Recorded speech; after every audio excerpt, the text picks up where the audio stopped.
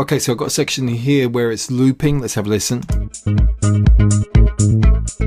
what I'm listening for is, I'm listening for what kind of a tone does this sound have? Is it bright? Is it warm? Does it have a plucky kind of nature to it? I'm listening out for characteristics that are going to enable me to get an idea on how I could recreate this. So I'm listening. This is quite a simple sound. I tell you what I'm going to do is I'm going to drop onto here a filter. So we're going to bring on the audio effect auto filter. Any kind of low pass filter will do. Let's bring this down. So what I'm thinking is, have I really lost anything by putting that filter on? Let's take it off. Now we've lost that guitar kind of sound, but I haven't lost too much on the bass. So what that's saying to me is that it doesn't have a lot of high frequency energy. My low pass filter is basically reducing frequencies above 555 Hertz. So we know for sure that that bass sound doesn't have a lot of high frequency energy because we've got the filter on. We're not losing much in that sound. It feels to me that we're losing a little bit of the kind of, there's a slightly acoustic kind of flavor there. And when you're thinking about bass sounds, usually you're actually going to have a synthesized bass or an electric bass, anything that's got a real kind of string action, something that's physically happening there. Whereas a synthesized bass will be electronically generated, say analog synthesis or FM or other methods. So when you're analyzing sounds that you can hear, try to separate the textures, try to learn the difference between a synthesized sound and then also a real acoustic sound. So I've transcribed the notes, but this is all about the actual creation of the sound. So the notes are here. I've copied these in and I've got these running on a default massive preset. So have a listen.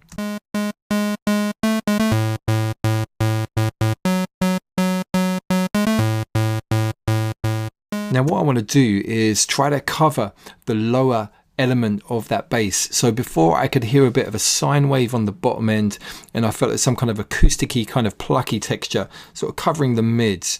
And this synthesizer, like many, has several oscillators. I'm going to turn off 2 and 3 for the moment so we can focus on oscillator 1. And at the moment we've got this set halfway between square and this sawtooth. Now I want to switch over. Let's come down here to sine and square. And if I want just a sine wave, I rotate all the way over to the left. Let's have a listen. Immediately that feels too high in pitch. So I'm going to bring the pitch down here on the oscillator to -12. That's a complete octave lower.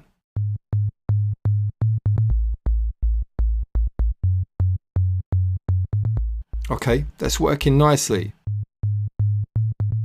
Now what I'm going to do is I'm just going to take a look, and we've got here envelope 4. You can see over here on the amp section that this is being used to modulate the actual volume.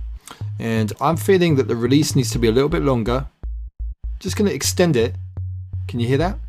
So when I let go of the keys, it's playing the sound for a longer period of time. It's fading it down more slowly. But that was too much. Somewhere around there sounds good. A little bit of a click on the front end, so I'm wondering if I should slowly attack a bit.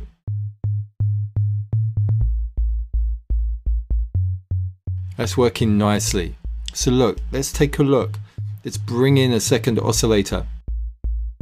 This volume is low. Okay, let me show you what happens if I bring it up.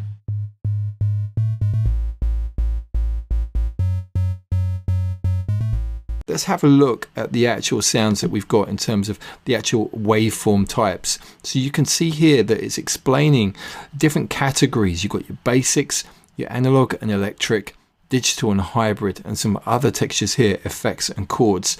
I'm going to basically take off oscillator 1 so we can focus just on this oscillator 2. Let's have a listen. Now it's a little bit too bell-like. In fact, so is that.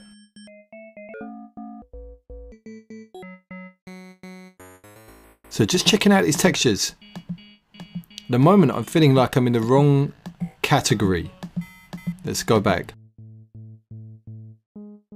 Now that sounds good. That's got that acoustic bass kind of flavor to me. Let's bring this down.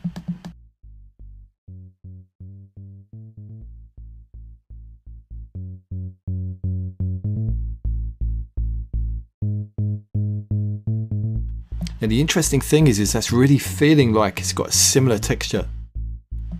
Let's try it out with that sub.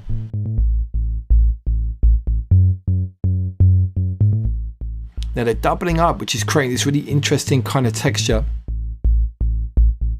Because of the fact that they are different sounds at source, it's not just double the volume, we've got this kind of thickness to the sound. I might be inclined actually to take this an octave lower too, just to see how that feels with a big, huge fat end. Let me bring this down. This is working as a sub oscillator now. So there's that bass guitar kind of texture coming through. And now with that sub on there. Okay, so the filter section, you can see over here, filter 1 and 2, that's 2 filters you can use. We got a mix control here. I'm going to take it up to just mix for filter 1, and we're going to drop this down, and we're going to select low pass. I'm going to go for 4-pole, which is the stronger of the 2 filters, and I'm going to open up the cutoff here. But before we can use this, we need to drag an envelope onto this. So I'm going to go to envelope 3, pick it up in the middle, drag it over here, and now I can just click and drag to show the range of the actual filter modulation. So there's the low point and there's the high point.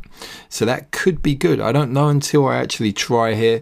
Let's take some resonance up. So in effect, it adds the actual level at that frequency to create a plucky kind of texture if we combine it with a plucky shaped envelope. What I need to do is take this level down. This is known as sustain on other synths. And we're going to bring this back, decay. Let's just reduce this a bit. We're going to have a listen, see how that feels. Can you feel that real synthy kind of texture there?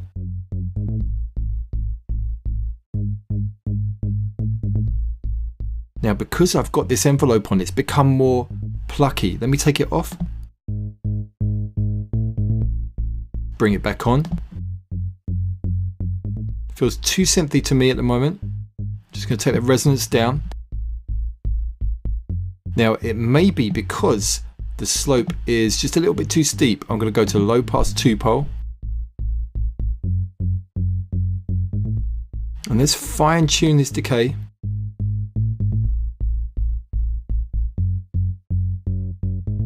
Just showing that so you can hear the difference there. I'm increasing the decay. As I reduce it, it becomes more plucky.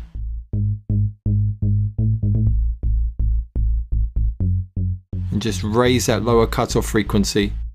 So all that's left is to put it on top of a beat and see how it fits.